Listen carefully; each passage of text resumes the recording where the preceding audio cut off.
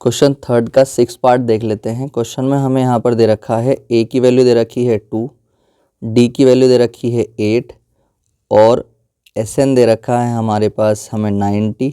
हमें निकालना है एन और हमें निकालना है ए एन। ठीक है, तो हम क्या करते हैं, मैंने बताया था पिछले क्वेश्चंस में कि अगर कोई चीज़ ऐसी वाली दे रखी हो जिसका फॉर्मूला होता है तो उसी को लेकर हम जो है क्वेश्चन की शुरुआत करते हैं। ठीक है, सॉल्व करने की। तो एस एन हमें 90 दे रखा है, तो अब हम क्या करेंगे, एस एन का फॉर्मूला लगाएंगे। एस एन का फॉर्मूला क्या होता है, n/2 इंटू 2a और प्लस में n-1 और इंटू में d और इज इक्वल टू में कितना 90। ठीक है, इसके नीचे इसका फॉर्मूला लगा दिया हमने। अब हम यहाँ पे क्या करेंगे, n/2 को तो आप ऐसे ही रख लो, 2 इंटू ए कितना था हमारे पास, ए हमारे पास 2 था, प्लस n हमें निकालना है -1 इंटू डी कितना है हमारे पास, d हमारे पास 8 था, इज इक्वल टू कितना 90। अब जब इसको आगे लेकर के हम चलेंगे तो n/2 को तो आप ऐसे ही रख लो। अब जो है यहाँ पे 2 2 ज़ा 4 हो जाएगा, प्लस में जब इस ब्रैकेट की मल्टीप्लाई 8 से करेंगे तो 8 की n से भी होगी तो 8n आ जाएगा, माइनस 8 की 1 से भी होगी तो 8 आ जाएगा, इज इक्वल टू में कितना आ गया 90। ठीक है, तो यहाँ पर n/2 को आप ऐसे ही रख लो, यहाँ पर 8n ऐसे ही रखा जाएगा, -8 और प्लस के 4 तो -4 इज इक्वल टू कितना 90। अब हम यहाँ पर देखते हैं तो n/2 को आप ऐसे ही रख लो, मल्टीप्लाई इन दोनों में से 8 और 4 में से जो है 2 कॉमन आ सकता है तो 2 कॉमन निकाल लो। वैसे तो 4 भी कॉमन आ जाएगा, मगर हमने इसको 2 से काटने के लिए 2 ही कॉमन निकाल रहा हूँ मैं यहाँ पे। तो यहाँ पे बचेगा 4n और माइनस यहाँ पे बचेगा 2 और इज इक्वल टू में कितना 90। तो 2 से 2 कैंसिल हो जाएगा। अब जब हम इसको आगे लेकर के चलेंगे तो हमारे पास मिलेगा हमें n इंटू 4n-2। तो यहाँ पर हमें मिल जाएगा n इंटू 4n-2 और इज इक्वल टू में कितना 90। ठीक है, अब हम अंदर मल्टीप्लाई करेंगे तो n की 4n से करेंगे तो ये हो जाएगा 4n² और माइनस ये यहाँ पे 2 की n से करेंगे तो 2n और इज इक्वल टू में कितना 90। अब हम क्या करेंगे, यहाँ से 90 को इधर ले लेंगे, 4n² और -2n और -90 इज इक्वल टू में 0।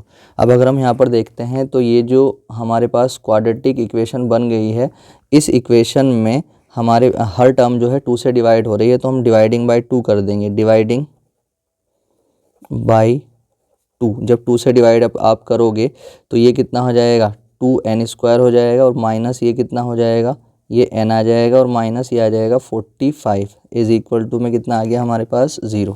अब देखिए यहाँ पर एक क्वाड्रेटिक इक्वेशन बन चुकी है, तो अब हमें यहाँ पर इसके फैक्टर करने पड़ेंगे।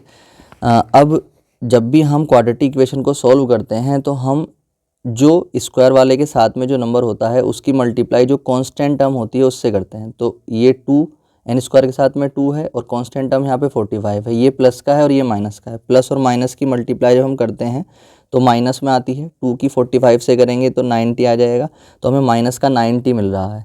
अगर मल्टीप्लाई माइनस में मिलती है जैसे कि यहाँ पे मिली है तो हम डिफरेंस देखेंगे। ठीक है, अगर प्लस में मिलती मल्टीप्लाई तो हम सम देखते हैं, तो यहाँ पे माइनस में मिली है तो डिफरेंस देखेंगे। तो 90 को ऐसे 2 नंबर्स में तोड़ेंगे जिनका डिफरेंस इस n के साथ में कितना लिखा हुआ है 1, जिसके साथ कुछ नहीं होता 1 लिखा होता है, जिनका डिफरेंस कितना हो 1 हो। ठीक है, इन दोनों की मल्टीप्लाई करने के बाद जो 90 आया है, 90 को ऐसे 2 नंबर्स में तोड़ेंगे जिनका डिफरेंस क्यों देख रहे हैं, क्योंकि यहाँ पे माइनस आया है, जिनका डिफरेंस कितना हो n के साथ जो नंबर है वो हो। तो n के साथ 1 है, जहाँ पे कुछ नहीं होता वहाँ 1 होता है। तो अब अगर हम 90 को तोड़ते हैं 2 नंबर्स में तो 10 और 9, तो 10 और 9 अगर हम मल्टीप्लाई करते हैं 10 और 9 की तो 90 आएगा और 10 में से 9 माइनस करेंगे तो कितना आ जाएगा 1, तो 10 - 9, तो ये हमारे काम का है। ठीक है, तो हम यहाँ पर 2n² को ऐसे रखेंगे माइनस इसके साथ हम कितना रख देंगे 10 - 9 इंटू में n चलेगा और -45 इज इक्वल टू में कितना 0। तो यहाँ पे 2n² ऐसे रखेंगे, ब्रैकेट से पहले माइनस का साइन, अंदर के साइन चेंज हो जाएंगे, तो ये 10 जो है 10 माइनस का हो जाएगा और ये जब हम ब्रैकेट ओपन करेंगे तो ये n इन दोनों के साथ में मल्टीप्लाई में आएगा, तो -10n और ये माइनस था, जब ब्रैकेट खोलेंगे तो प्लस के 9n हो जाएंगे और माइनस के 45 और इज इक्वल टू में कितना 0। ठीक है, तो अब इन दोनों में कॉमन देखेंगे, इन दोनों में कॉमन कितना है 2 और n। ठीक है, तो 2 बाहर आ गया, n² में से n बाहर आ गया, तो यहाँ पर बचा n माइनस 2 की डिवाइड 10 में 5 टाइम जाएगी तो n बाहर आ चुका है, प्लस 9 n और 45 में कॉमन कितना है 9, तो 9 बाहर आया, यहाँ पर बचा n, 9 पंजे 45 और इज इक्वल टू में कितना 0। ठीक है, तो अगर हम इनमें देखते हैं तो यहाँ पर n-5 आ रहा है दोनों में। ठीक है, n-5 दोनों में कॉमन आ जाएगा, और जो बाहर हैं ये 2n + 9, इन दोनों को हम जो है एक ब्रैकेट में ले लेंगे, इज इक्वल टू में 0 आ जाएगा। ठीक है, तो यहाँ पर हमें n की 2 वैल्यू मिल जाएंगी, n-5 से यानी इससे, इसको इक्वल टू 0 ले लो, और ये जो 2n और +9 है इसको भी इक्वल टू में 0 ले लो। ठीक है, तो यहाँ पर जब हम n की वैल्यू निकालेंगे तो ये कितना आ जाएगा 5, और यहाँ पर जब हम n की वैल्यू निकालेंगे तो 2n इधर आके माइनस के 9, तो ये n की वैल्यू निकालेंगे तो -9/2 आ जाएगा। ठीक है, अब देखिए एक बात समझ के चलें कि कभी भी ना AP में जो n की वैल्यू आनी चाहिए वो एक पॉजिटिव इंटीजर आनी चाहिए, मतलब एक कंप्लीट नंबर आना चाहिए, और वो भी प्लस का। तो यहाँ पर अगर हम देखते हैं तो 2 से डिवाइड करेंगे तो 4.5 मिलेगा, जो कि n जो है एक पॉजिटिव इंटीजर नहीं है, मगर n = 5 हमें यहाँ पर मिल रहा है, तो जो n की वैल्यू माननीय होगी वो ये होगी। ठीक है, तो अब हम क्या करेंगे, जब हमारे पास n की वैल्यू आ चुकी है, जो कि कितनी है, हमारे पास n की वैल्यू हमें मिल चुकी है कितनी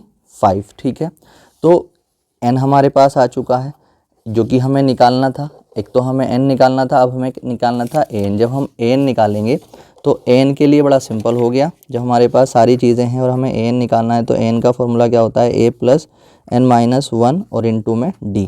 तो a कितना था, देखिए a हमारे पास था कितना 2 और d 8, तो a कितना था 2 प्लस में n कितना आया था हमारे पास, n आया था हमारे पास 5 और -1 और इनटू में d कितना था हमारे पास 8।